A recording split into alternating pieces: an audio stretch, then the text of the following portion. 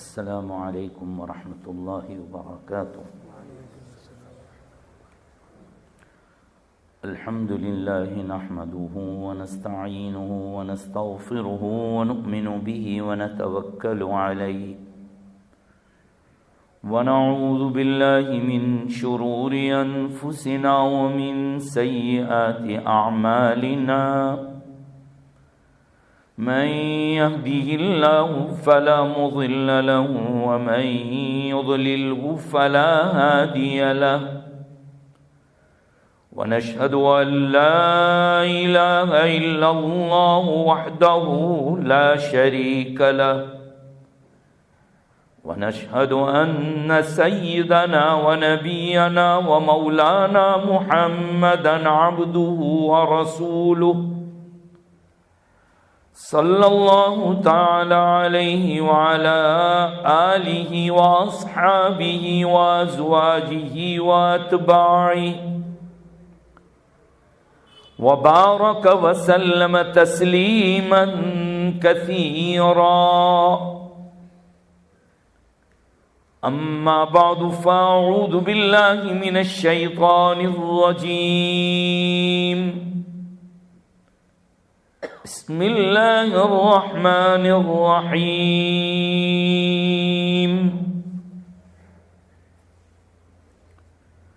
یا ایہا الذین آمنوا کتب علیکم الصیام کما کتب علی الذین من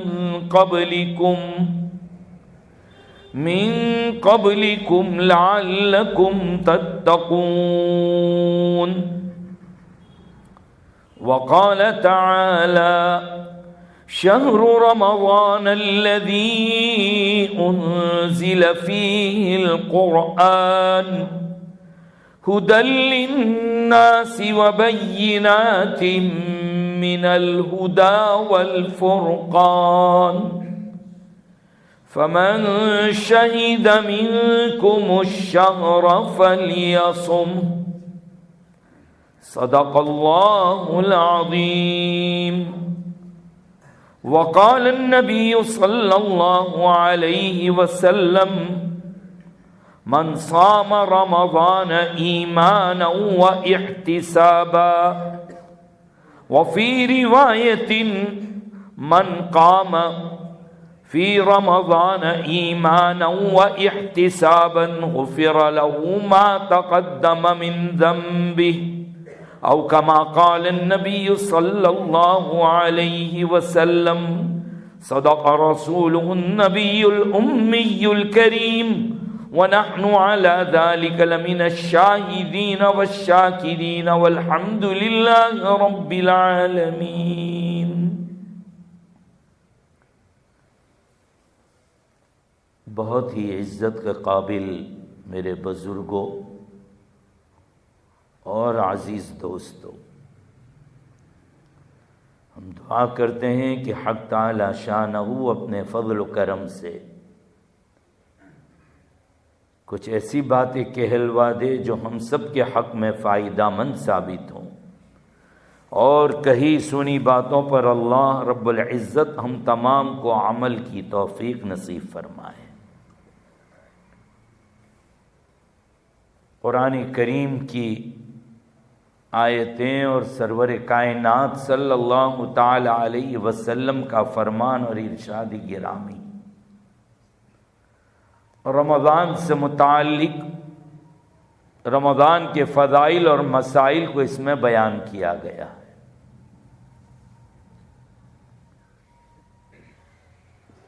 ہمارے مولانا بھی بیان فرما رہے تھے، گویا یہ کہ وہ ہمارے بیان کی تمہید ارشاد فرما رہے تھے۔ انہوں نے علامہ ابن جوزی، حضرت عامر ابن قیس اور حافظ ابن حجر عسقلانی رحمہم اللہ کے حوالے سے جو باتیں نقل فرمائی، میرا جی یہ چاہ رہا تھا کہ وہ اور تھوڑی کچھ دیر اور بات فرما لیتے۔ اللہ ان کو جزائے خیر دے، میرے لیے راستہ ہموار کر دیا اور بہت قیمتی باتیں بڑے سادہ انداز میں وہ بیان فرما رہے تھے. تو میں سوچ رہا تھا کہ ان باتوں کو آگے بڑھاؤں یا ہمارے حافظ ناظم نے وَلَقَدْ أَرْسَلْنَا رُسُلًا مِّن قَبْلِكَ وَجَعَلْنَا لَهُمْ أَزْوَاجًا وَذُرِّيَّةً کہہ کر شان رسالت اور شان نبوت کو جو بیان کیا، اور آگے جو بھی کچھ وہ نام اعمال سے متعلق، اللہ تعالیٰ کی پکڑ سے متعلق، کبھی اولم یروا انا نأتی الارض ننقصها من اطرافها، کیا قرآن کریم کی آیتیں، ایک دو آیتیں اگر ہم پڑھ لیں، سمجھ لیں، دل کے کانوں سے اگر اس سے سن لیں، تو طبیعت کے اندر کبھی اضطراب کی کیفیت، کبھی فرحت کی کیفیت، عجیب کیفیت طاری ہوتی ہے قرآن کریم کو سننے سے اور قرآن کریم پر غور کرنے سے. اللہ تعالیٰ کا کلام بڑا عجیب کلام ہے. جیسے آپ منوبر کے لوگ مجھ سے واقف ہیں کہ میرا مزاج اور میری عادت یہی کہ قرآن کریم جب پڑھا جائے تو اسی کو لوگوں کے سامنے پیش کر دیا جائے کہ اللہ تعالیٰ کا کلام ہمیں کیا کہہ رہا ہے. خیر، لیکن آگے ہے رمضان المبارک، اور مجھے دعوت بھی اسی سے متعلق ہے کہ میں رمضان کے متعلق کچھ آپ کے سامنے باتیں عرض کرتا ہوں. رمضان کی فضیلت اور اہمیت کے لیے صرف اتنی ہی بات کافی ہے کہ حضرت تھانوی علیہ الرحمہ نے اپنے خطبات میں، جمعہ کے خطبے میں، جو حضرت تھانوی رحمۃ اللہ علیہ کے خاص ایک انداز نرالا، اس میں حضرت نے یہ حدیث نقل کی ہے کہ احسو ہلال شعبان لرمضان، او لوگوں شعبان کے چاند کو گنو رمضان کی تیاری کے لیے. جیسے کوئی محبوب مہمان آنے والا ہوتا ہے تو گھڑیاں گنی جاتی ہے، دن گنے جاتے ہیں کہ اب کتنے دن باقی ہیں. جیسے جیسے ان کے آنے کے دن قریب ہو جاتے ہیں، خوشی ویسے بڑھتی جاتی ہے، تیاری ویسے بڑھ جاتی ہے. اسی طریقے سے رمضان، اس کی محبوبیت، اس کی عظمت، اس کو مد نظر رکھتے ہوئے ایک شوق سے کہ اب اتنے دن باقی ہے، اب اتنے دن باقی ہے، ایک خوشی کا اظہار بھی ہو، اور رمضان جیسے جیسے قریب آتے جائیں ویسے ویسے ہماری تیاری بھی بڑھ جائے. رمضان یہ نام ہی مجھے اور آپ کو مجبور کرتا ہے کہ ہم رمضان کی تیاری میں لگ جائیں. بعض علماء نے بیان فرمایا کہ رمضان، اس میں را، میم اور حرف ضاد، یہ تین حرف کا کمال ہے. اس کے معنی یہ بھی آتے ہیں جلانے کے. یہ انسان کے گناہوں کو جلا دینے والا مہینہ ہے. رمضان کے معنی جلانے کے، یعنی انسان کے گناہوں کو جلانے والا مہینہ. یہ رمضان المبارک شروع ہو رہا.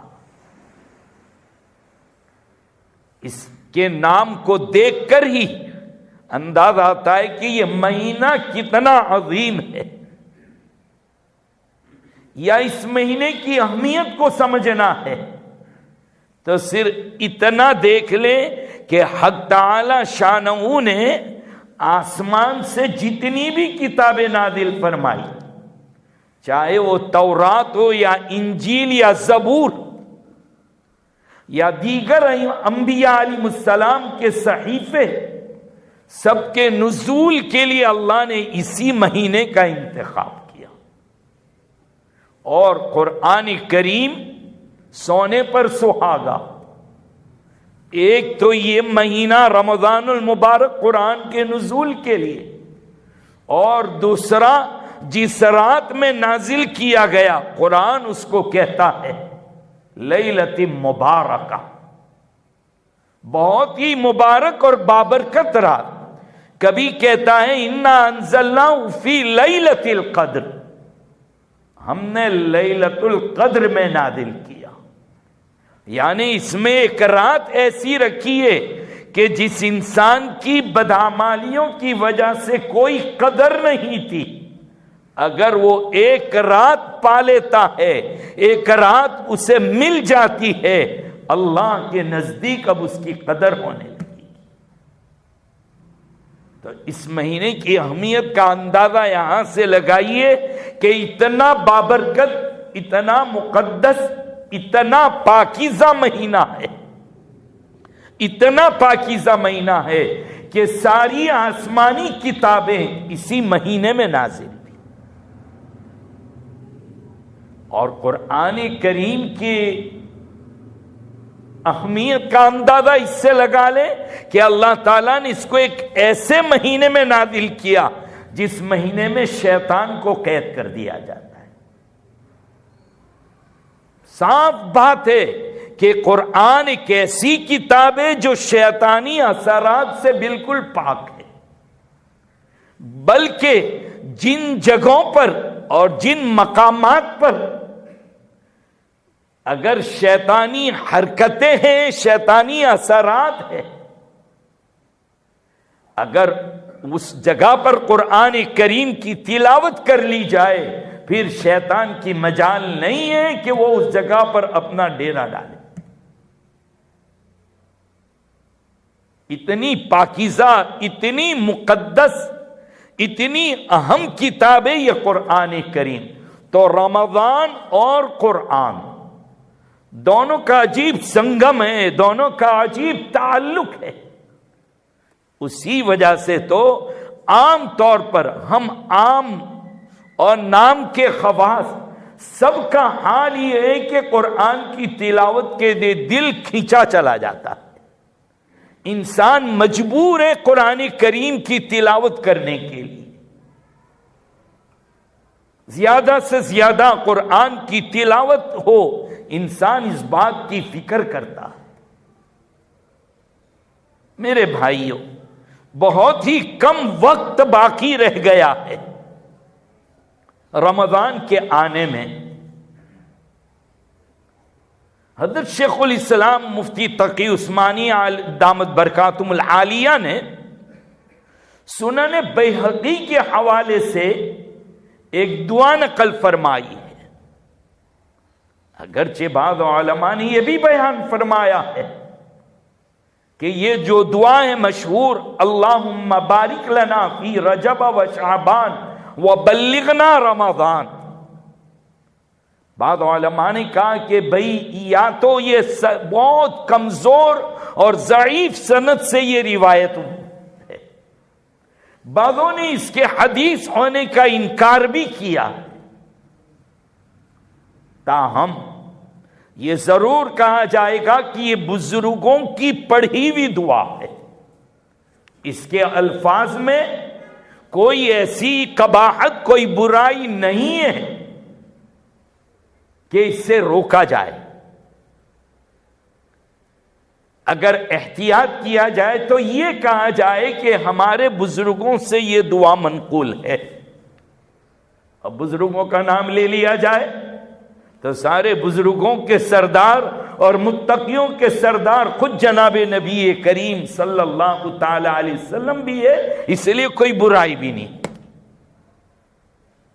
دعا کے الفاظ اگر حدیث شریف ہے سنن بیہقی کے حوالے سے، جیسے شیخ الاسلام مفتی تقی عثمانی دامت برکاتہم العالیہ حفظہ اللہ تعالی انہوں نے جب نقل کیے تو جہاں اپنے زمانے کا ایک مفتی ہے، جہاں وہ اپنے زمانے کا ایک فقیہ ہے، فقہ اور مسائل میں جس کو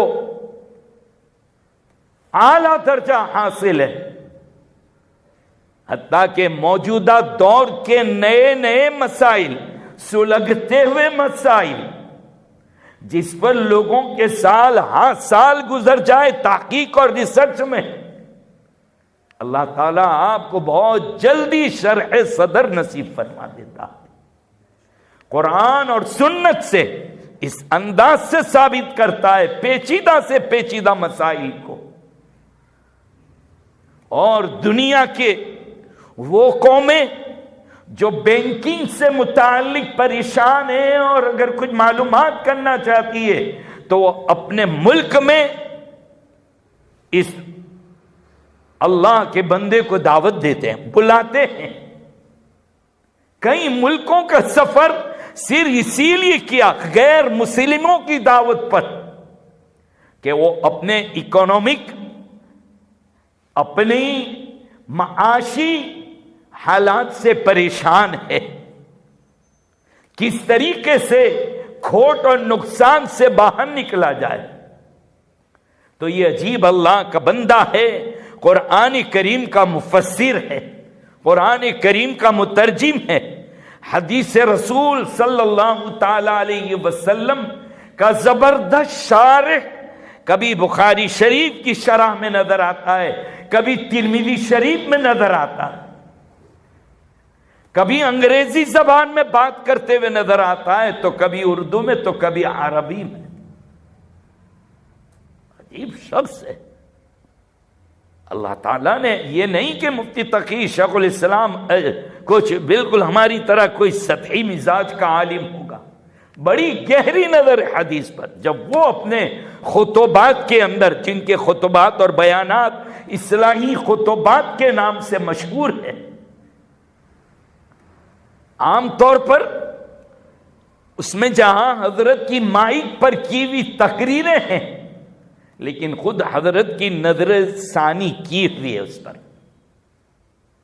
اس سے اس کا اور مقام بڑھ جاتا ہے۔ اس میں حضرت نے یہ حدیث نقل کی کہ جب رجب کا چاند دیکھتے تو آپ یہ دعا پڑھتے، اللہم بارک لنا فی رجب و شعبان و بلغنا رمضان۔ ہمیں بھی پڑھ لینی چاہیے اس دعا کو، جب یاد آ جائے تب پڑھ لیا کرو۔ کیا چیزیں بیان کی؟ سب سے پہلے تو ثابت ہی ہو رہا ہے کہ رمضان کی تیاری بہت پہلے سے شروع کر دینا چاہیے۔ آپ کی حدیث، آپ کی دعا، بزرگوں کا تجربہ، ایکسپیرینس یہ بتلاتا ہے کہ رمضان کی تیاری کم از کم 2 مہینہ پہلے سے شروع ہو جانی چاہیے۔ سب سے پہلے دعاؤں کا اہتمام، رمضان کی خوشی میں دعائیں مانگے۔ اگر اب تک نہ مانگیے، اب ہر نماز کے بعد ہم یہ شروع کر دیں، اے اللہ مجھے اتنی زندگی دے دے کہ مجھے رمضان نصیب ہو جائے۔ اب یہ جتنے دن باقی ہے اس سے پہلے اللہ میری گناہوں سے حفاظت فرما دے، گناہوں سے نفرت نصیب فرما دے۔ اے اللہ رمضان کے آنے سے پہلے مجھے نیکیوں کی ہمت، نیکیوں کا شوق، نیکیوں کا جذبہ نصیب فرما۔ ایسا شوق دے دے کہ میں رمضان میں نیکیوں کا عادی بن جاؤں، رمضان میں نیکی میری طبیعت بن جائے، میرا نیچر بن جائے، مجھے ایسا بنا دے کہ میں ہوں اور نیکیاں ہوں۔ بس یہ دعاؤں کا اہتمام اب سے شروع ہو جائے ہمارا۔ قرآن کی تلاوت اگر اب تک نہیں کیے، عادت نہیں بنائی ہے، تو آج سے عہد کر کے اٹھنا ہے کہ آج سونے سے پہلے میں تلاوت شروع کر دوں گا۔ کچھ نہ کچھ پارا، کچھ نہ کچھ۔ میرے بھائیوں ابھی 1 ہفتہ 10 دن باقی ہے، ہفتہ ہی باقی ہے، ہفتہ باقی ہے ہمارے لیے۔ اب 7 دن ملتے ہیں کہ 6 دن ملتے ہیں؟ آج 22 رمضان شعبان پوری ہو کر 23 شعبان شروع ہو گئی ہے۔ اسلامی کیلنڈر کے اعتبار سے مغرب میں جو چاند نمودار ہوا وہ 23 شعبان المعظم، رمضان سے قریب ہوتے چلے جا رہے، بہت قریب ہوتے چلے جا رہے۔ اللہ سے یہ بھی مانگو اللہ عمر دے دے، اتنی برکت دے دے کہ میں رمضان مجھے نصیب ہو جائے، اور جب نصیب ہو جائے تو حدیث شریف سے، صحابہ اور تابعین سے جو قدر ثابت ہے رمضان المبارک کی، یا اولیاء اللہ سے جن کے نام لیے ابھی مولانا نے، میرے نزدیک تو شاید ان لوگوں کا نام لینا بھی مستقل ایک عبادت ہے۔ کن لوگوں کا نام لیا؟ علامہ ابن جوزی، عامر ابن قیس اور حافظ ابن حجر عسقلانی۔ اگر میں ابھی اس طرف چلا جاؤں ابن حجر عسقلانی کی طرف، اللہ اکبر، علم کا پہاڑ، بلکہ یہ کہہ دیجئے بقول علامہ انور شاہ کشمیری، علامہ انور شاہ کشمیری پھر کون؟ میں جب سبق پڑھاتا ہوں تو یہ کہتا ہوں ابن حجر ہندی، وہ ابن حجر عسقلانی ہے تو یہ ابن حجر ہندی ہے۔ یہ اللہ تعالیٰ نے ہمارے علماء دیوبند کو وہ صلاحیتیں نصیب فرمائی، وہ مقام نصیب فرمایا کہ اگر چند صدیوں پہلے ہوتے تو کوئی ابن تیمیہ کے مقابلے کا ہے، کوئی امام نووی کے مقابلے کا ہے؟ انہی لوگوں میں وہ طاقت اور مجال ہے کہ امام نووی علیہ الرحمہ جو اپنے زمانے کا زبردست علم کا پہاڑ، سمندر، ٹھاٹھے مارتا ہوا سمندر، جو مسلم شریف جیسی کتاب کو پانی پانی کر دیتا ہے، اس کی آنکھوں میں آنکھ ڈال کر اگر کوئی بات کرتا ہے تو علامہ شبیر احمد عثمانی رحمۃ اللہ علیہ وہ کہنے کی اتنی جرأت کرتا ہے کہ امام نووی کے جواب میں جھول ہے، ترجمہ معنی سمجھنے میں جھول ہے، یہ صحیح معنی ہو سکتا۔ اللہ اکبر، یعنی یہ اپنے زمانے کا نووی ہے تو علامہ کشمیری وہ ابن حجر ہندی ہے، یعنی حافظ ابن حجر۔ حافظ سے مراد وہ نہیں جو ابھی حافظ ناظم کا، وہ حافظ نہیں، حافظ سے مراد حافظ الحدیث، حدیث شریف کا بھی حافظ، قرآن کا بھی حافظ۔ علماء کا یہ متفقہ فیصلہ کہ بخاری شریف کو صحیح معنی میں کسی نے سمجھا ہے تو ابن حجر عسقلانی نے سمجھا ہے، اور ابن حجر کو صحیح معنی میں کسی نے سمجھا ہے، ابن حجر کے معنی کو کوئی نے سمجھا ہے تو علامہ انور شاہ کشمیری رحمۃ اللہ علیہ۔ یہ کیسے بڑے لوگ تھے، ابھی وہ موقع نہیں ہے، پھر انشاءاللہ کبھی رمضان کے بعد آ کر اکابرین علماء دیوبند کا تذکرہ کریں گے۔ ہم بار بار ہمارے مجمع میں، ہمارے علاقے میں، ہمارے جمعہ اور عیدین میں ان اکابرین دیوبند کا تذکرہ ہونا چاہیے تاکہ ہماری قوم جانے، ہمارے جوان جانے کہ یہ کون لوگ تھے، کیسے بڑے بڑے لوگ تھے۔ موجودہ دور میں اگر دیکھنا ہے جس کی یہاں سب کی جھلک نظر آ جائے تو پھر شیخ الاسلام مفتی تقی عثمانی کو دیکھ لو، حضرت تھانوی رحمت اللہ علیہ کے علوم، اس کو اگر کسی نے کھولا ہے، سمجھا ہے، ورنہ تھانوی کو سمجھنا سب کے بس کی بات کہاں، تھانوی تک نہیں پہنچ سکتے۔ علامہ اشرف علی تھانوی، انہی کو تو حکیم الامت کہتے ہیں، فقہ میں ہے، تفسیر میں ہے، حدیث میں ہے، کون سی فن میں کتاب چاہیے سب ملے گی۔ چند سالوں پہلے مدینہ منورہ میں حاضری ہوئی الحمدللہ، اور مولانا عاشق الہی بلند شہری رحمہ اللہ کی خدمت میں حاضری دی۔ اپنے نانا حضرت مفتی عبد الرحیم صاحب لاجپوری نور اللہ مرقدہ کا ایک خط لے کر گیا تھا، تو بڑے مزاحیہ طبیعت کے حضرت کو دیکھا کہ فالج ہوا ہے، پیرالیسس کے مریض ہے، مسجد شریف میں تشریف لائے ویل چیئر پر، تعارف وارف پوچھا کون ہے، کہاں سے آیا، تو کیوں آیا، بہت خوش ہو گئے، ہاتھ پکڑ لیا، کہا کہ چلو گھر ساتھ کھانا کھائیں گے، یا اللہ بچوں سے کہہ دے اس کو بٹھا لو اپنی گاڑی میں، بہت دور لے گئے، میں بھی تھا. کہنے لگے بھائی آج تو نواسے کا دن ہے. بڑے عجیب ناز کے عالم میں فرمایا بھائی آج تو نواسے کا دن ہے. بہت خوش ہو گئے, لے کر چلے. مجھے جو سنانا اصل خاص ہوا ہے. حضرت گھر گئے, بستر پر لمبے ہو گئے. اسی لقوے اور فالج کی حالت میں بھی حضرت نے سب سے پہلے فارسی اور عربی اول کی پہلی کتاب جو پڑھائی جاتی ہے نحو میں, گرامر کی, میزان. ایک طالب علم آیا, اس کو میزان پڑھائی. تھوڑی دیر بعد ایک کو اصول الشاشی پڑھا رہے ہیں, وہ اسی مجلس میں. پھر مشکات پڑھائی, اور اس کے بعد اخیر میں حضرت نے بخاری شریف کا درس بھی دیا رات کو 3 بجے. ایسے حالت میں بس ایسے لیٹے ہوئے. یہ سب سے فارغ ہوئے تو کہنے لگے بھئی ہمارا ملنے کا وقت رات کو 11 سے لے کر کے صبح 4 بجے تک. 4 کونے میں علماء بیٹھے ہوئے قلم اور کاغذ لے کر. حضرت کتابوں کے بیچ میں سوئے ہیں.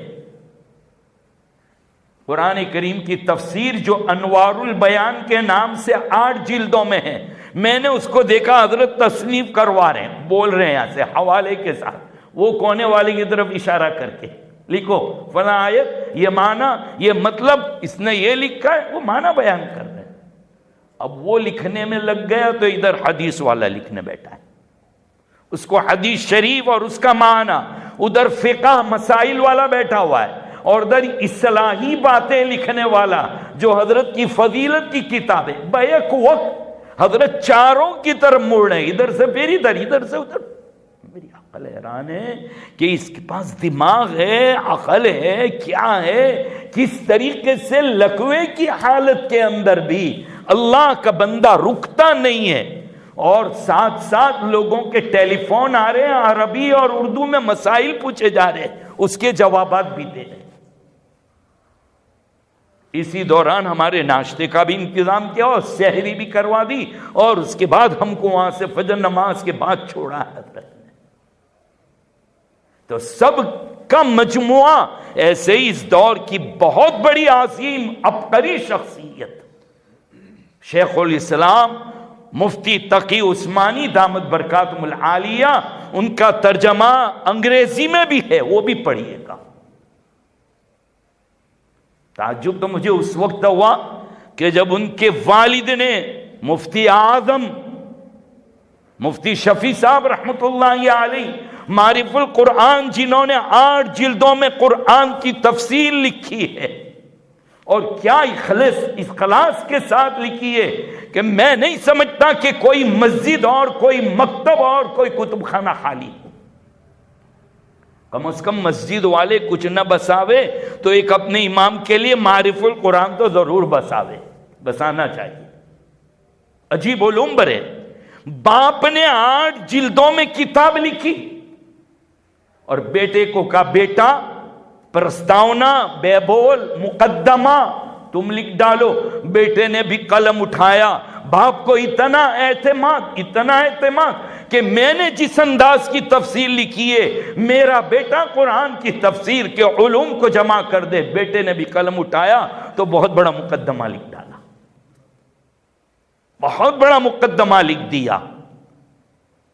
تو آپ اگر آج اہمیت بیٹھ گئی نا تو انشاءاللہ حضرت کی کتاب ہے اصلاحی خطبات, اس کو پڑھ لو گے تو رمضان کے فضائل اس میں مل جائیں گے, خوب جم کے مل جائیں گے. ابن جوزی بھی ملے گا اس کے اندر, ابن حجر بھی ملے گا اس میں, عامر ابن قیس بھی ملیں گے اس میں, ابن تیمیہ بھی اس میں نظر, سب گھومتے ہوئے نظر آتے ہیں اس میں. سب کے علوم کو جمع کیا. خیر تو میں یہ کہہ رہا تھا اس زمانے میں تھانوی تھے, ہماری تو بس کی بات نہیں ہے. حضرت تھانوی رحمت اللہ علیہ کو سمجھنا ہو تو حضرت کا ایک جملہ سر پکڑ کے بیٹھ جاتے کئی دیر تک. تو حضرت کی اردو میں تفسیر بیان القرآن, ہمارے نو مولود جو مولوی ہوتے ہیں نا نئے فارغ, ان کو دے دیا جائے کہ پڑھ لو بیٹا, اس لیے کبھی کبھی تو کہتا ہوں کہ ہمارے نئے نئے مولوی جو ہے نا، وہ تو حضرت تھانوی کے مواعظ، حضرت تھانوی رحمۃ اللہ علیہ کی خطبات، باتیں وہ سمجھنے سے قاصر، وہ تو بہت دور کی بات۔ حکیم علیہ السلام قاری محمد طیب صاحب رحمۃ اللہ علیہ تک رسائی نہیں، اب تو اصلاحی خطبات بھی نہیں پوچھنے آتے مولانا سب سے آسان تقریر کی کتاب کون سی؟ اب ظالموں، اردو سے اتنے تم دور رہے، اردو سے کوئی مناسبت ہی نہیں ہے، سمجھ میں ہی نہیں آتا کہ کیا۔ کبھی کبھی ہمارے طلبہ کے سب کے بیچ میں کیوں بول کے ناک کٹواتے ہو ہمارے؟ ہاں کبھی کبھی تو ایسے عجیب و غریب سوال پوچھتے ہیں اردو سے متعلق کہ مولانا اس کو پڑھے کیسے؟ جب سر پکڑ لینے کو جی چاہتا ہے، تب سر پکڑ لینے کو جی چاہتا ہے کہ یہ کیا بندہ ہے اللہ کا، کیا پڑھا انہوں نے، کیا محنتیں کی انہوں نے۔ ایک دن ایک جگہ بیان کر دیا کہ ترک معصیت کے لیے طلبہ کے بیچ میں کہ ترک معصیت کے لیے فقدان صلاحیت کافی ہے، تو پوچھ رہے کہ مولانا کوئی کتاب کا نام لیا کیا آپ نے؟ میں نے کہا اس ظالم کو اکیلے میں لاؤ میرے پاس، ان کی کان کھینچائی کروں میں، اتنا بھی سمجھ میں نہیں آ رہا ہے۔ ہمارے طلبہ سے ہم کہیں گے بیان القرآن دیکھنے کی عادت ڈالو، عربی تفسیر تو تم حل کر لے سکتے ہو، لیکن بیان القرآن کو حل کر کے دکھا دو تم صحیح معنی میں عالم ہے۔ شاہ اشرف علی تھانوی رحمۃ اللہ علیہ، ان کو اگر کسی نے سمجھا ہے کسی زمانے میں تو عبد الماجد دریابادی نے سمجھا، اور اگر آج دیکھنے چاہتے تو شیخ الاسلام مفتی تقی عثمانی نے سمجھا۔ ان کے علوم کی تسہیل یعنی آسان کر کے رکھ دیا، اسی لیے تقریر کی کتابیں 23 جلدوں میں آ گئی، اور اس کے علاوہ دوسرے نام سے جو آئی ہے وہ تو الگ ہی الگ ہے۔ خیر میں تو اور بھٹک گیا، ادھر آیا، یہ وادی کچھ ہمارے علماء دیوبند کی ایسی ہے کہ اس میں سے نکلنا مشکل ہے۔ تو حضرت شیخ رحمۃ اللہ علیہ نے دامت برکاتہم نے اپنی کتاب میں سنن بیہقی کے حوالے سے یہ دعا نقل کی، اللہم بارک لنا فی رجب و شعبان و بلغنا رمضان۔ اے اللہ رجب اور شعبان میں برکت عطا فرما۔ یہاں سے لکھتے ہیں کہ نیک کاموں کے لیے دعائیں مانگنا عمر کے طویل اور لمبی ہونے کے لیے یہ محمود اور پسندیدہ عمل ہے۔ نیک کام کے لیے جینا ہے، یہ نہیں کہ اللہ اتنی دولت ہے کیا کروں گا، کیسے تقسیم کروں گا، کچھ دے دے اور چند دن، نہیں یہ نہیں، اے اللہ مجھے عمر اس لیے دے کہ میں کچھ نیک کام کر سکوں، اس کے لیے مانگنا یہ پسندیدہ عمل ہے۔ اور سب سے پسندیدہ کہ شارٹ میں جیسے بقول مولانا کے کہ رمضان نیکیوں کا سیزن ہے، خیر کا سیزن ہے، یہ کما لینا ہے، 1 مہینہ کر لو جم کے کما لو گے، 1 مہینہ محنت کر لو، لیکن اس کے لیے اسٹاک 2 مہینہ پہلے سے کرنا پڑے گا، یعنی گناہوں کے چھوڑنے کی عادت ڈالو، دھیرے دھیرے آہستہ آہستہ رمضان آنے تک بالکل گناہ چھوٹ جائے۔ میں نے اسی جگہ پر کئی سالوں پہلے ایک واقعہ سنایا تھا علامہ باندھوی علیہ الرحمہ کے حوالے سے کہ حضرت سفر فرما رہے ہیں، گرمی کا زمانہ ہے، ڈرائیور سے کہہ رہے گرمی بہت لگ رہی ہے، اے سی چلا دے۔ ڈرائیور نے کہا حضرت اے سی تو چل رہا، کولنگ کیوں نہیں آ رہا، ٹھنڈا کیوں نہیں آ رہا، ٹھنڈک کیوں نہیں آ رہی ہے؟ پیچھے گھوم کے دیکھا ڈرائیور نے، کہا حضرت پیچھے والا گلاس اترا ہوا ہے، کھڑکی کھلی ہوئی ہے۔ اچھا بھائی بند کر دو، بات یہیں ختم نہیں کی، لیکن اللہ والے تو ہر جگہ سے سبق نکالتے ہیں۔ کہا ہاں بھائی نیکیوں کا اے سی تو چل رہا ہے لیکن گناہوں کی کھڑکی کھلی ہوئی ہے۔ نیکیوں کا اے سی تو چل رہا ہے لیکن گناہوں کی کھڑکی کھلی ہے، نیکیوں کی کولنگ، نیکیوں کے برکات، نیکیوں کے اثرات نکل جا رہے ہیں۔ رمضان کا روزہ بھی رکھا میرے جوان نے، تلاوت بھی کی، تراویح بھی ادا کی، صدقات بھی کیا، تسبیح بھی پڑھی، دعائیں بھی مانگی، لیکن بد نظری راستے میں تو بچا کے آ گیا، اپنی نگاہ کو نیچی نظر کر کے آیا، لیکن یہ حضرت والا جو تشریف فرمائے نیچے، سب کے جیب میں ہے نیک، موبائل، نیوز، انٹرنیٹ اور پتہ نہیں کیا کیا ایل فیل بلا، کس طریقے سے کچھ نہیں تو کرکٹ میچ وہ دیکھتے دیکھتے ایڈورٹائز، نیوز دیکھتے دیکھتے ایڈورٹائز، وہ دیکھتے دیکھتے اب جو تصویریں آ رہی ہے نظر پڑی، جم گئی، روزے کا ستیہ ناش کر دیا، چلی گئی روزے کی برکتیں، چلی گئی روزے کی برکتیں، بد نظری ہو رہی ہے۔ تو نے محلے میں تو اپنے نظر کو بچا لیا پیارے، اسٹریٹ میں تو اپنی نگاہوں کو بچا لیا پیارے، تو ٹرین میں بھی اپنی نظر کو بچا کر آ گیا، بائک پر تو نے اپنی نظر کی حفاظت کر لی، لیکن ہار گیا میرے پیارے موبائل کے سامنے۔ اس لیے بھی احتیاط کرنا پڑے گا کہ کم از کم 1 مہینے کے لیے بس یا تو بالکل استعمال ہی مت کرو، یا نیٹ مت چلائیے، ایسی ویسی سائٹ پر مت جائیے، صرف فون کرنے کی حد تک ہو، اگر اس سے بھی چل جاتا ہے تو 1 مہینے کے لیے اس سے زہار کر لو۔ انت علیہ کظہر امی، پہلے کے زمانے میں اگر کسی عورت کو بہت لمبی مدت کے لیے حرام کر لینا ہوتا تھا تو کہتے تھے انت علیہ کظہر امی، تو میرے اوپر ایسی حرام ہے جیسی میری ماں میرے اوپر حرام ہے۔ اتنا کہنے کی سزا بھی بہت بھاری تھی، یا 2 مہینے کے لگاتار روزے رکھو، یا 60 مسکینوں کو کھانا کھلاؤ، یا غلام آزاد کرو، اس سے پہلے ہاتھ نہیں لگا سکتے تھے۔ اس پر ایک واقعہ یاد آ گیا کہ ایک صاحب کھیت کے اوپر سے آئے، ان کی بیگم نماز پڑھ رہی تھی، بیگم کے پچھلے حصے کو دیکھ کر ان کے دل میں اپنی مردانیت کا خیال آیا، انہوں نے کہا کہ جی چلیے میری ضرورت ہے، انہوں نے کچھ انکار کر دیا، یہ ناراض ہو گئے، حضرت عبادہ ابن صامت کے بھائی یہ ناراض ہو گئے، حضرت خولہ ان کی بیگم کا نام، اوس ابن صامت، وہ ناراض ہو گئے بیگم سے اور یہ جملہ کہہ دیا انت علیہ کظہر امی۔ اب حضرت خولہ وہ رونے لگی، چلانے لگی کہ اب تک اس کے بچوں کو پالا، بڑھاپا آیا تو اب مجھے کہتا ہے کہ تم میرے اوپر حرام۔ اب تک کوئی قانون آسمان سے نازل نہیں ہوا تھا۔ یہ خاتون آئی حضور کے پاس، کہا اللہ کے نبی صلی اللہ تعالی علیہ وسلم میرے شوہر نے میرے ساتھ ایسا ایسا کیا اور یہ جملے کہے، تو آپ کیا فرماتے ہیں؟ آپ نے فرمایا کہ جہاں تک میرا خیال ہے وہاں تک تو اپنے شوہر پر حرام ہو گئی۔ کہا قرآن میں کچھ نازل ہوا ہے میرے لیے؟ کہا نہیں، تیرے نام تیرے لیے اب تک کچھ نازل نہیں ہوا۔ تو لڑنے لگی، سب کے لیے نازل ہوتا ہے، میرے لیے کچھ نہیں نازل ہوتا۔ اللہ کو اس کی ادائی اتنی پسند آئی کہ قرآن کی آیت بنا کے نازل کیا، قد سمع اللہ قول التی تجادلک فی زوجہا، تاکہ کہ اللہ نے اس عورت کی بات کو سن لیا جو اپنے شوہر کے معاملے میں تجھ سے جھگڑا کر رہی، تجادلک۔ بڑے مزہ آتا ہے قرآن کریم کو، کتنی بہترین کتاب ہے۔ خیر تو میں اس طرف بھی نہیں جا رہا، میں تو موبائل کی طلاق کی اور زہار کی بات کر رہا تھا کہ یہ آپ نے سب کو تھکا دیا، ہرا دیا، لیکن موبائل پر آ کر آپ ہار گئے اور روزے کا ثواب آپ کا جا رہا ہے۔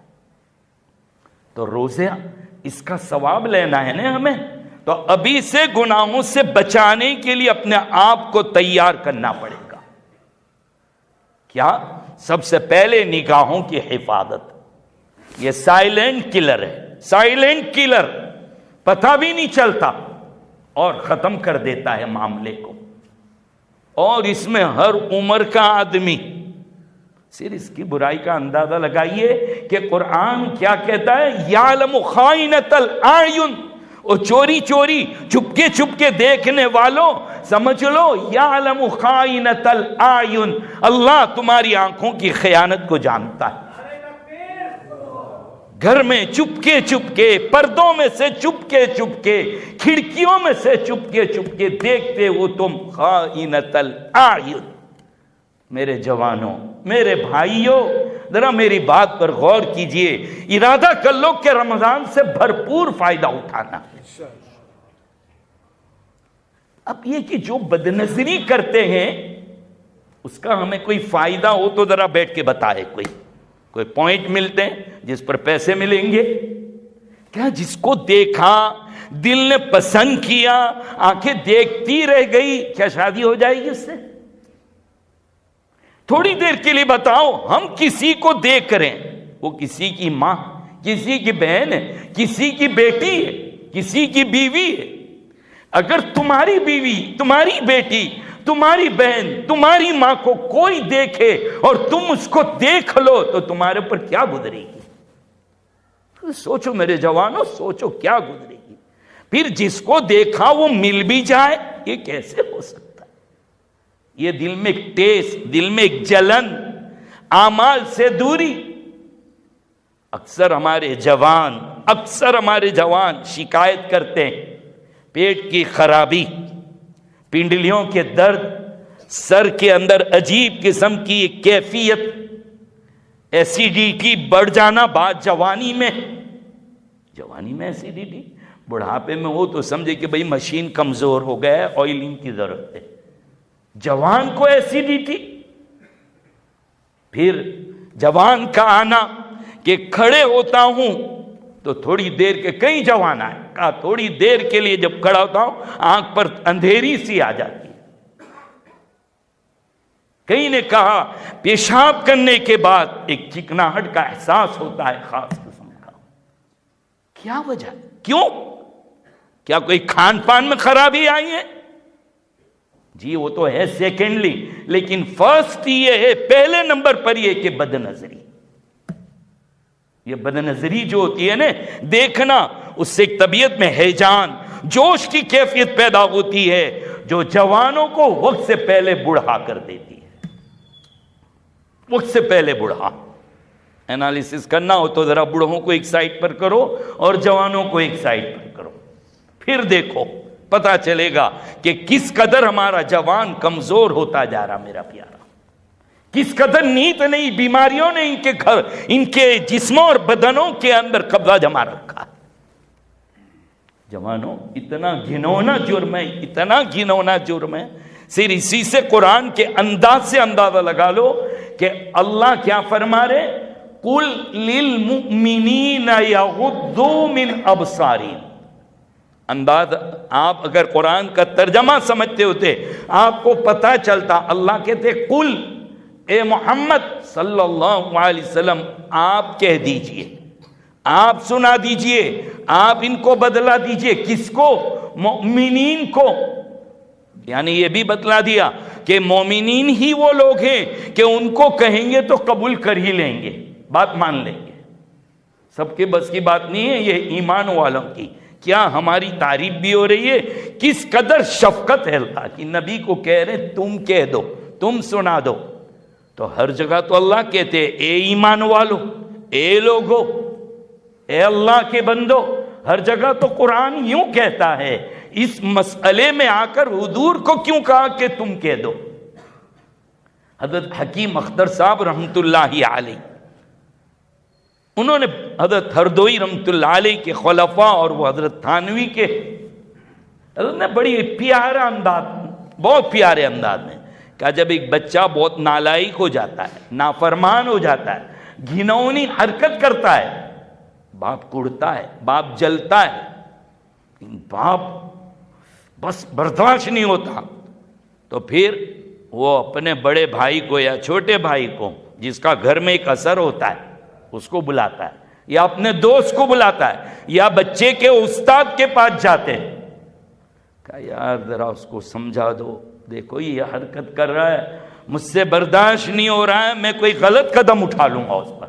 یہ جملے سنے ہوں گے کہیں، باپ کیا کہتا ہے؟ کوئی میں غلط قدم اٹھا لوں گا، پھر اگر میں کہنے جاؤں گا اور اس نے کچھ آنکھیں دکھائی تو میں اس کو مار ڈالوں گا، میرے سے برداشت نہیں ہو رہا، تم کہو۔ اس میں بھی باپ کی شفقت ہے کہ میرا ہاتھ اٹھ جائے گا میں تماچا مار دوں گا، بے عزتی ہوگی اس کی۔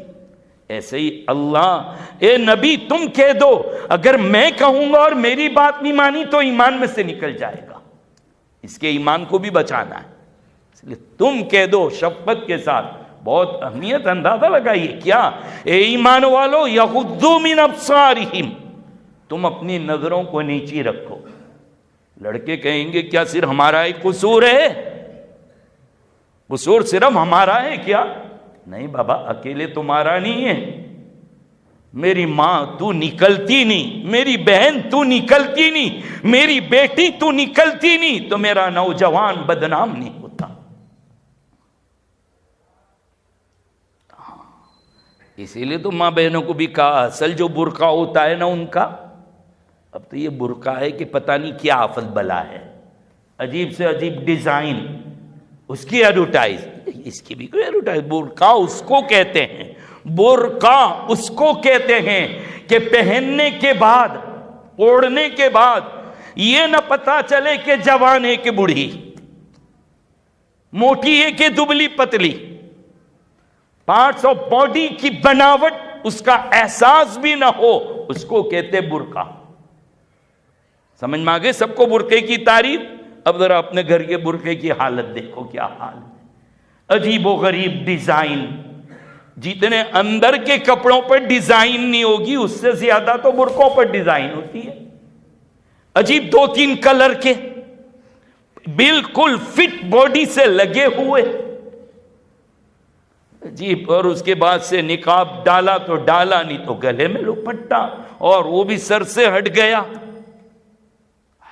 افسوس ہے، افسوس. اور پہنا بھی نقاب ڈال بھی لیا تو پھر وہ سارا مسئلہ 2 آنکھوں والا. حالانکہ مول صاحب سے پوچھ لیو، امام صاحب سے، کہ مول صاحب گھر جیب میں سے تو نہیں دے کر گئے؟ اصل طریقہ تو یہ تھا کہ ایک ہی آنکھ کھلی رکھتی. کتنی آنکھیں؟ ایک ہی آنکھ، پتہ ہی نہیں چلے کہ کاڑی ہے کہ اندھی ہے کہ سیدھی آنکھوں والی ہے. کیونکہ سارا مسئلہ تو ہے اس کا، یہ جا کے نہ لڑتی وہ جا کے نہ پھنستا، یہ جا کے نہ لڑتی وہ جا کے نہ پھنستا. سارا معاملہ تو اس کا ہے، اسی کو تو کنٹرول میں رکھ. بیٹی تو بھی باہر نکلے تو نبی کے ذریعے سے اللہ نے تجھ کو بھی کہلوا دیا قُلْ لِلْمُؤْمِنَاتِ يَغْضُضْنَ مِنْ أَبْصَارِهِنَّ. بلکہ مرد کو تو شارٹ میں سمجھایا. تمہارے متعلق معلوم تھا کہ تو دلیل بہت کرے گی، اسی لیے تمہاری تو بہت لمبی پوری آیت، بلکہ قرآن کی بڑی آیتوں میں سے ایک آیت ہے، حافظ کو یاد کرتے کرتے پسینے چھڑوا دیتی ہے. ہاں اگر میں کہہ دیتا کہ حافظ ناظرین قُلْ لِلْمُؤْمِنَاتِ يَغْضُضْنَ مِنْ أَبْصَارِهِنَّ پڑھ لے آج، وہ کہتا استاد ٹھہرو میں 5 مرتبہ پہلے پڑھ لوں اس کو، اتنی مشکل آیت ہے. ہم بھی امتحان لینے جاتے ہیں تو مولوی لوگ بہت ٹیڑھے ہیں، وہ یوسیکم اللہ ہے، سورہ صافات ہے، سورہ شعراء ہے، اور یہ ایسی آیتیں قُلْ لِلْمُؤْمِنَاتِ يَغْضُضْنَ مِنْ أَبْصَارِهِنَّ یہ پڑھواتے ہیں. طالب علم وہیں سر کھجال کے بد دعائیں کرنے لگتا ہے کہ اس کو بھول جاؤ تو اچھا ہے.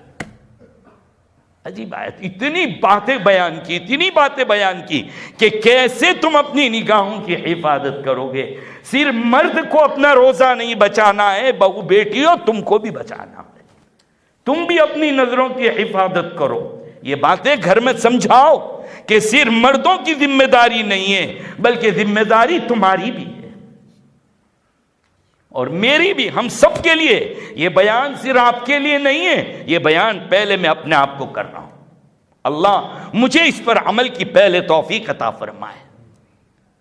زبان، آنکھوں کی حفاظت، اس کے بعد یہ روزے کا ثواب چاہیے، روزے کی برکتیں دیکھنا ہو تو یہ اس کی حفاظت. یہ بڑی خطرناک، کتنے گناہ نکلتے اس سے؟ غیبت، تانا، الزام، گالی، اور پتہ نہیں کتنے قسم کے، بلکہ یہ تو بغیر بولے ہوئے بھی لڑائی کرواتی ہے. اتنی خطرناک ہے یہ کہ بغیر بولے ہوئے بھی جھگڑا کروا دے گی. سامنے والے کو تھوڑی دیر دیکھو اور باہر زبان نکال کے اس کو دیکھ کے ہلا دو، ایسا کر دو، پھر انجام کیا ہوگا پتہ ہے نا؟ سامنے والا تھا مجھے پاگل سمجھا کیا؟ یعنی بغیر بولے ہوئے جھگڑا کرواتی ہے. اگر بول لے تو پھر کیا کروائے گی؟ غیبت، کسی کی برائیاں جو اس میں موجود ہے اس کی پیٹھ پیچھے کرنا. اگر برائی موجود ہے تو غیبت، نہیں ہے تو الزام. اور کوئی منہ پر کہہ دیتا ہے میاں جانتا ہوں کتنے پانی میں تو نے یہ دھندے کیے، اس کو قرآن طعنہ کہتا ہے، یہ بھی حرام، غیبت بھی حرام، الزام بھی حرام، طعنہ بھی حرام، جھوٹ، اللہ لعنت اللہ علی الکاذبین، اللہ کی رحمت سے دور ہوتا ہے جھوٹ بولنے والا۔ کتنی سخت وعیدیں آئی ہے جھوٹ، گالی نکل گئی تو سباب المسلم فسوق وقتالہ کفر، مسلمان کو حلال سمجھ کر گالی دینا۔ اور ہمارے یہاں تو بعض لوگوں کو جب تک جیسے دعا سے پہلے درود شریف پڑھتے ہیں ایسے بعض لوگ بات کرنے میں گالیاں بکتے ہیں، ابتدا میں، درمیان میں، اخیر میں، جب تک گالی نہ بولے کھانا ہضم نہیں ہوتا، بلکہ کمال سمجھا جاتا ہے گالی بولنے کو۔ خدا کے بندو، اگر تمہاری گالی کا اسلامی شریعت والی حکومت ہو اور قاضی کو پتہ چل جائے، تم چاہے کتنے نیک نمازی ہو، تم گواہی لے کر چلے جاؤ، چاند کی تمہاری گواہی بھی پھینک دی جائے گی۔ گالی اتنا نکما عمل ہے، تو زبان کی حفاظت بچانا ہے اس کو۔ اس کے لیے بہت اچھا طریقہ یہ کہ رمضان سے پہلے سے کوشش یہ شروع کر دو کہ میں بھلا میرا جاب، میری دکان اور اللہ کا گھر، گئے کام پر، آئے فارغ ہوئے، آرام کیا، مسجد پکڑنے کے عادی بن جاؤ بس۔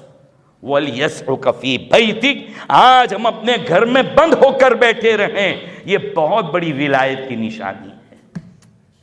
میں کہتا ہوں کہ اگر میرا جوان عہد کر لے کہ انشاءاللہ میں نظروں کو بچاؤں گا اور وہ بچا لے وے اور 5 وقت کی نماز جماعت کے ساتھ پڑھے، میں اس کو سرٹیفکیٹ لکھتا ہوں کہ وہ اس دور کا ولی ہے، وہ اس دور کا ولی ہے جو جوان اپنے آپ کی نظروں کو بچا لے۔ او جوانوں دیکھو، میں بھی اللہ کے کلام کی باتیں سنا رہا تھا کہ قرآن میں مزہ کتنا آتا ہے۔ یہ عجیب کلام ہے کہ بغیر سمجھے ہوئے، بغیر ترجمے کے اگر کوئی قرآن کی تلاوت کرے گا تب بھی یہ ثواب دلوائے گا، اور پڑھنے میں بڑا مزہ آتا ہے۔ تم پڑھنا چاہتے ہو، فرصت نہیں ملتی۔ حافظو، تم رمضان سے پہلے کتنی نیت کی تھی کہ اس سال اتنے دور سناؤں گا، لیکن آج رمضان آ کر کھڑی ہو گئی، تم دور نہیں کر سکے۔ اور یہ جملہ میں ہوں یا آپ، ہم کہتے ہیں فرصت نہیں ملتی، نہیں، یہ مت کہیے، اللہ فرصت دیتے نہیں۔ جب نظر غلط جگہ پر پڑے گی، اللہ قرآن کی تلاوت کا ذوق کھینچ لیں گے، محروم کر دیں گے۔ توبہ کر لو، دیکھو کیسا تلاوت میں دل لگے گا۔ زبان کی حفاظت کیجئے، کان ایئر فون ڈال کر ہو، بلوٹوتھ ڈال کر ہو، نہ غیبت کرنا ہے، نہ غیبت سننا ہے، نہ گانے سننا ہے، نہ فحش باتیں۔ کان کی بھی حفاظت کرو، اپنے پیٹ کو شکوک شبہات والے کھانوں سے بچاؤ۔ یہ نہیں کہ مسلمان کی دکان پہ مل رہا ہے تو حلال ہی ہوگا۔ ہم تو یہ کہتے ہیں کہ آج کل تو یہ چکن بیکن بہت چلی ہے نا، پہلے تو کم وقت یہی سمجھ میں نہیں آ رہا ہے کہ کون سا پرندہ ہے۔ پھر دوسری بات، میں نے تو اپنا ذاتی تجربہ کیا ہے کہ ہاں، وہ لوگ کہ جو دیندار ہیں اور خود دکان چلاتے ہیں وہ تو الحمدللہ بسم اللہ بول کے ذبح کرتے ہیں، لیکن بہت سی جگہ دیکھا منہ میں گٹکا بھرا ہوا ہے، پورا منہ فل ہے، تھوک بھی بھرا ہوا ہے، اور اس کو شادی کے آرڈر کی کاٹنی ہے، ہوٹلوں کے آرڈر کی کاٹنی ہے، دکانوں پہ دینا ہے۔ اب بتلائیے ایک دن میں کتنی مرغی کاٹتا ہے، کتنی بسم اللہ نہیں کہی۔ اس لیے کھا سکتے ہیں آپ، مرغی حرام نہیں ہے، لیکن ذرا لاؤ ذبح کرنے کے وقت وہاں کھڑے رہو، بسم اللہ پڑھو، یا تو آپ خود ذبح کر لو، بسم اللہ بول کر ذبح ہو۔ بکرے تو 2-3 ہی ہوتے، اس لیے وہ تو کاٹ لیتے بسم اللہ۔ یہاں گڑبڑی ہوتی ہے، شکوک شبہات والی۔ میں الزام نہیں دے رہا ہوں کسی پر، دیکھا ہے کہ عام طور پر یہی مزاج بنا ہوا ہے۔ اب پوری رات شادی میں 1000 2,000 مرغیاں کاٹ رہے ہیں، ایک ہی دکان والا ایسا ہے، کئی ہوٹل کو سپلائی کر رہا ہے، کاٹنے والے 1-2، اور وہ ایسے لوگ ہیں جو نہ نماز پڑھتے، نہ اللہ کا پتہ، نہ رسول کا پتہ۔ کوئی نماز نہیں، اب منہ میں گٹکا بھرا ہوا ہے، اب بتلائیے اب کیا، کیسے؟ اس لیے ذرا اس کا بھی ہمارے دلوں پر اثر آیا کرتا ہے. پیٹ کو حرام لقموں سے، شکوک شبہات والے لقموں سے اپنے آپ کو بچائیے. پھر دیکھو یہ بچے گا تو آپ کے دلوں میں کیسے انوارات پیدا ہوں گے. یہ تو گناہوں سے بچے، اب نیکیوں کی عادت، قرآن شریف کی تلاوت کی رفتار کو بڑھائیے، رکوع بڑھائیے، پارے بڑھائیے. میں تو کہتا ہوں اتنا ہو جائے کہ رمضان آنے کے دن آپ روزانہ 3 سپارے پڑھ لے، اتنی کیپیسٹی ہو جائے، کم از کم اتنا. ارے اللہ کے بندو، نہیں تو 1 سپارہ 1 پارہ پڑھنا. رمضان سے پہلے مزید میں زیادہ ٹائم دینے والے بن جاؤ تاکہ اعتکاف کی عادت پڑ جائے. امام صاحب نے بہت اچھا کہا کہ بھئی اعتکاف کی نیت کر لیں. میں بھی آتے آتے میری عادت ہے میں اپنے بزرگوں کی کتابیں دیکھ لیتا ہوں. ڈاکٹر عبدالحی عارفی رحمۃ اللہ علیہ جو حضرت مفتی تقی صاحب کے بھی پیر اور شیخ ہے، حضرت تھانوی کے خلفاء میں سے، لکھتے ہیں کہ بھائیو کم از کم عصر سے مغرب مسجد ہی میں بیٹھو، کہیں مت جاؤ، اعتکاف کی نیت کر لو. اور رمضان میں اور سبحان اللہ و بحمدہ سبحان اللہ العظیم کا ورد کرو. سبحان اللہ والحمد للہ ولا الہ الا اللہ واللہ اکبر یہ پڑھو. لا الہ الا اللہ لکھتے ہیں کہ کم از کم 15-20 مرتبہ لا الہ الا اللہ لا الہ الا اللہ، اور 15-20 مرتبہ کے بعد پورا کلمہ پڑھ لو محمد الرسول اللہ بھی ملا. افطار سے کچھ پہلے دعاؤں کی عادت ڈالو. مت تصور کرو کہ میں نالائق ہوں، میں گنہگار ہوں. ہے تو گنہگار ضرور، لیکن وہ گنہگاروں کی جلدی قبول کرتا ہے.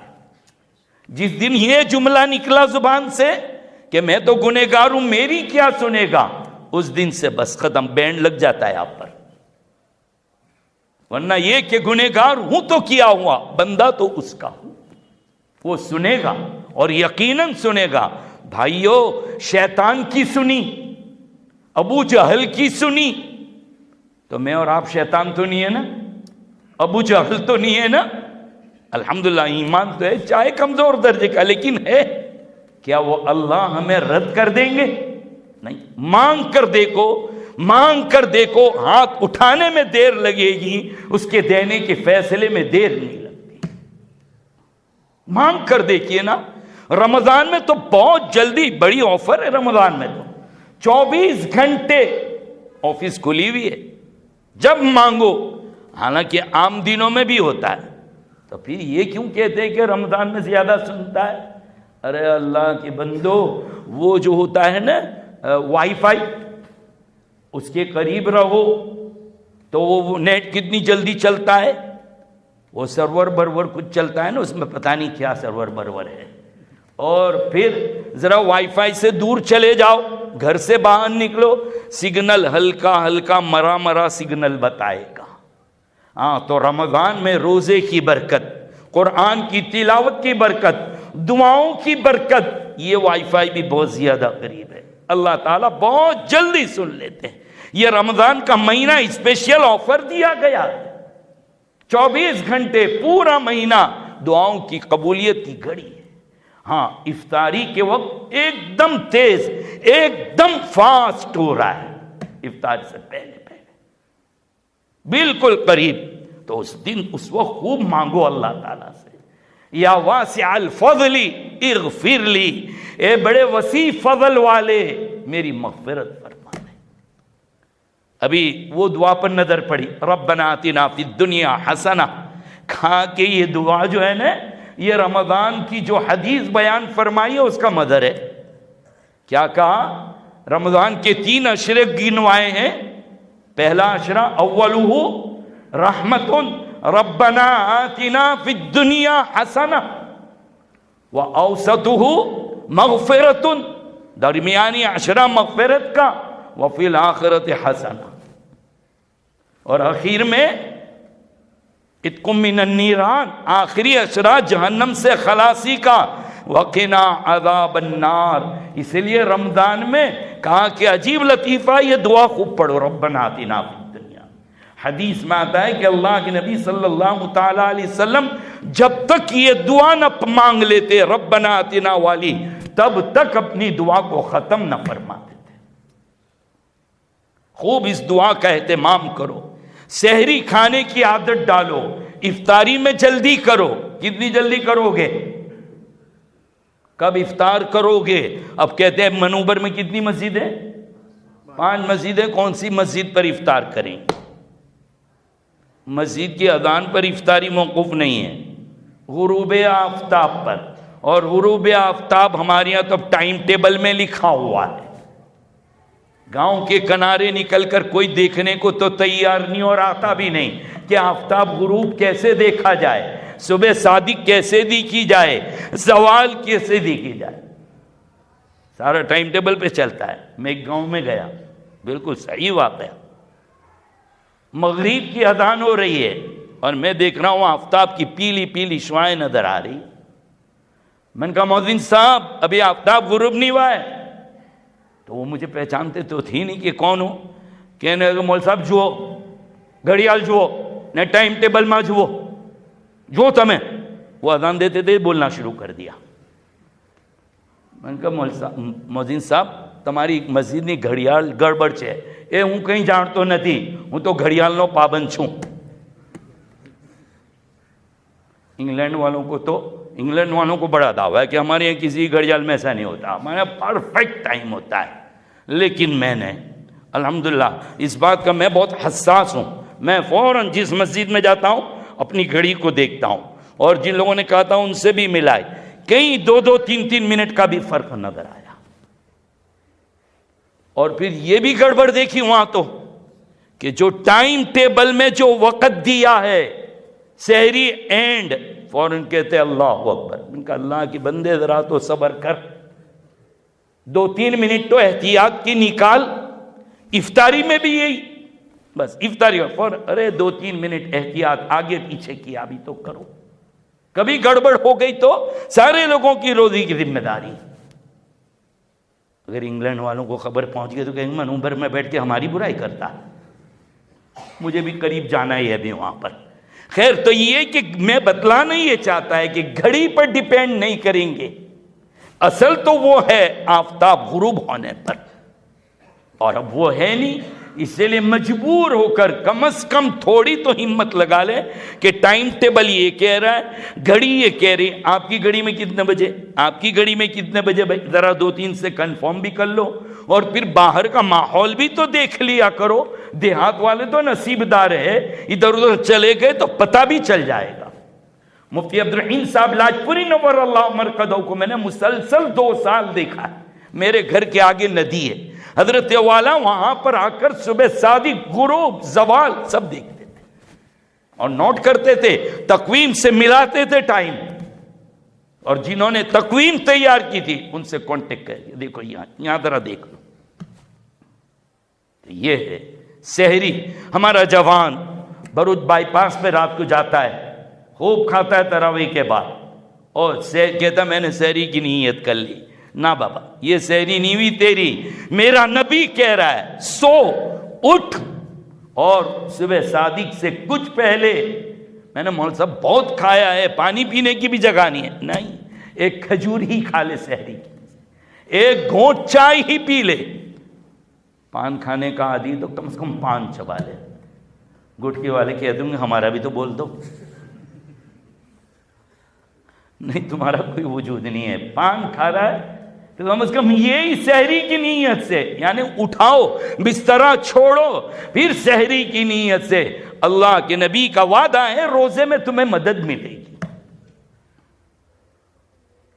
وقت اجازت نہیں دیتا، یہ چند بے ترتیب باتیں آپ حضرات کے سامنے نقل کیے۔ اللہ تعالیٰ سے خوب مدد مانگے اور ہر رات کو شب قدر بنا لو، یہ ضروری ہے۔ یہ اور بات ہے کہ رمضان کے آخری عشرے میں بعضوں نے 27 ہی کہہ دی، بعضوں نے 21 23 25 27 29 کہہ دی، لیکن آپ اگر چاہیں تو ہر رات شب قدر والی بنا لو گے. کیسے؟ یعنی جتنی عبادت کرو گے، جیسے جیسے دن گزرو گے، آپ شب قدر کے قریب ہو جاؤ گے، پھر شب قدر کی قدردانی نصیب ہو جائے گی. اعتکاف کی عادت ڈالو. دعوت و تبلیغ والے اللہ ان کو جزائے خیر دے، یا عشرے کی تشکیل کرتے ہیں، کم از کم رمضان المبارک میں آخری عشرہ جماعت، آخری عشرہ جماعتوں میں ایک تعلیم حاصل کرنے والا ایک ایک قدم پر ایک مقبول عبادت اور مقبول حج کا ثواب ملتا. اس لیے اور پھر عید کی رات، آخری بات سن لو، عید کی رات حدیث شریف میں آتا ہے کہ جو دونوں عید کی رات کو جاگا، یعنی عید الفطر کی رات اور عید الاضحیٰ بقرہ عید کی رات. ہم شب برات کو بڑی رات سمجھتے ہیں، شب قدر کو بڑی رات سمجھتے ہیں، اور کوئی عید کی رات کو بڑی نہیں سمجھتا، حالانکہ یہ بہت بڑی رات ہے، بہت بڑی رات ہے. اس دن خوب عبادت کرو، عید کی تیاریاں پہلے کر لو، اس دن جاگو، عبادت کرو، اللہ سے مانگو. صبح میں ملنے والا ہے ہدیہ. اللہ قسم کھا کر کہیں گے، میرے عزت و جلال کی قسم گواہ رہنا، میں نے ان کو ایسا صاف کر دیا، کلیئر کر دیا، جیسے وہ بچہ جو ابھی ماں کے پیٹ سے پیدا ہو کر آیا ہے. یہ انعام ملنے والا ہے، لیلۃ الجائزہ ہے، انعام کی رات ہے. اللہ ہمیں رمضان کی قدردانی نصیب فرمائے. درود شریف پڑھ لے، دعا کر.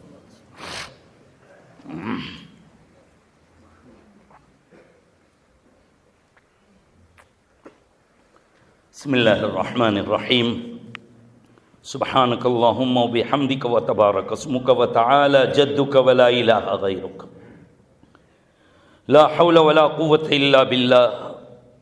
اللہم لا احصی ثناء علیک انت کما اثنیت علی نفسک.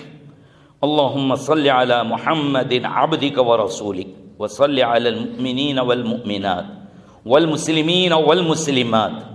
اللہم رب ارحمہما کما ربیانی صغیرا. ربنا اغفر لی ولوالدی وللمؤمنین یوم یقوم الحساب. ربنا آتنا فی الدنیا حسنہ وفی الآخرۃ حسنہ وقنا عذاب النار. الہی گناہوں کو معاف فرما دیجئے. اللہ سچی توبہ کی توفیق نصیب فرما دیجئے. اے اللہ مرنے سے پہلے پہلے ہمیں اپنے اختیار سے گناہوں کے چھوڑنے کی توفیق عطا فرما دیجئے. گناہوں کے چھوڑنے میں آپ ہماری مدد فرما دیجئے.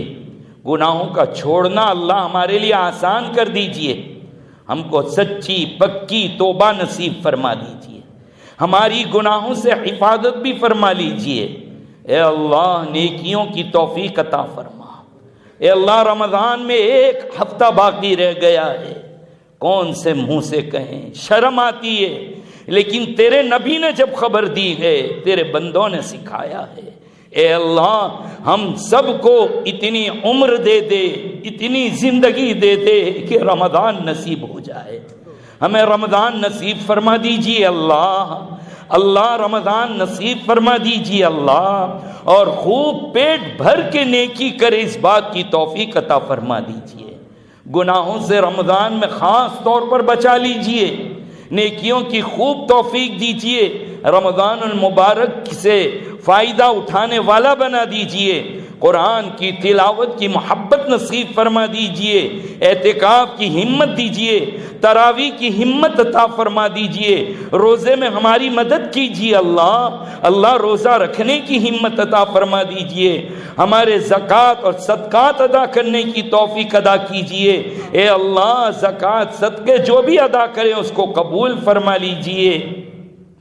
اے اللہ، اے اللہ جو تیرے علماء بندے ہمارے دروں پر آتے ہیں سفیر بن کر مدرسوں کی بقا کے لیے، چندے کرنے کے لیے، اے اللہ تو ان کی مدد فرما. تو ان کا والی بن جا، تو ان کا محافظ بن جا. اور غلط لوگ جو علماء اور مدارس کا نام لے کر آ رہے تو ان کو ظاہر فرما دے، تو ان کو آشکارا فرما دے، ان کو کھلا کر دے سب کے سامنے. الہ العالمین مدارس کی مدد فرما، مساجد کی حفاظت فرما، قبرستانوں کی حفاظت فرما، خانقاہوں کی حفاظت فرما، دعوت و تبلیغ کی حفاظت فرما، اس کے کام کرنے والوں کی حفاظت فرما، علماء، حفاظ اور قراء کی حفاظت فرما، تراویح ادا کرانے والے اماموں کی مدد فرما۔ اے اللہ دعائیں کرنے کی توفیق عطا فرما۔ اللہ شب قدر ہمیں نصیب فرما دیجئے، اعتکاف کی توفیق عطا فرما دیجئے۔ یہ جو باتیں کہی گئی سب آپ کے فضل سے ہے، ہم سب اس پر عمل کے محتاج ہیں، ہم تمام کو عمل کی توفیق نصیب فرما دیجئے۔ نبی اکرم صلی اللہ تعالی علیہ وسلم جتنی خیر مانگی سب عطا فرما، جتنی چیزوں سے پناہ مانگی اس سے پناہ نصیب فرما۔ جزا اللہ عنا نبینا محمد ما هو اہل، سبحان ربک رب العزت عما یصفون وسلام علی المرسلین والحمد للہ رب العالمین۔ اپنے ملک کے لیے بھی خوب دعائیں کیجئے، رمضان میں خوب اہتمام کیجئے، اللہ تعالیٰ اس ملک کی حفاظت فرمائے، خوب دعائیں کیجئے۔